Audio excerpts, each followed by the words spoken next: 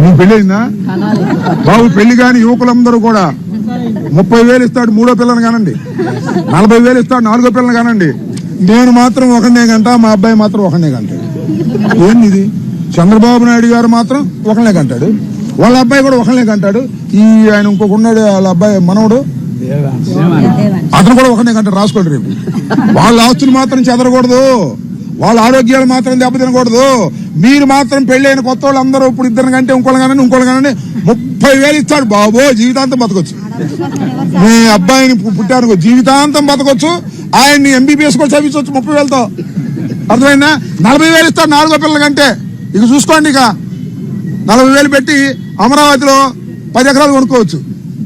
ఎంత డబ్బు ఇస్తున్నాడు మీ దుంప ఏలం పాటు పెట్టాడు. 30,000, 40,000, ఇద్దరు కంటే లేదు, ముగ్గురు కంటే 30, నలుగురు అంటే 40, 5 కంటే 50. ఏంది ఏలం పాట? పిల్లల గంటానికి ఏలం పాట. నువ్వు మాత్రం ఒకనే గంటావు, మీ అబ్బాయి మాత్రం ఒకనే గంటాడు. ఏందా ఇది నీకు ఆదర్శం? నీకు అసలు హక్కు ఉందా చెప్పే హక్కు? పిల్లల్ని ఎవరు గంటారు? ఆర్థిక స్తోమత బాగున్నప్పుడు, ఆర్థిక స్తోమత బాగున్నా కనలేకపోతున్నారా? ఎందుకంటే పెంచడం కష్టమైపోతుంది కాదా? అసలు పూర్వాన్ని స్కూల్లో చేర్చాలంటే ఎంత అవుతుంది, చదివించాలంటే ఎంత అవుతుంది, వాళ్ళ భవిష్యత్తు ఏంటి, ఏం అవసరం? కనండి డబ్బులు ఇస్తాడు. ఎందుకనేది మీ దుంపదేగా. అందువల్ల మీరందరూ విలేకరులు అందరూ పెళ్ళైన వాళ్ళు ఎవరు ఉంటే యువకులు, ఇద్దరు కంటే ఆపమాకండి, 3 కనండి, ఇంటికి మిమ్మల్ని కొడతారు.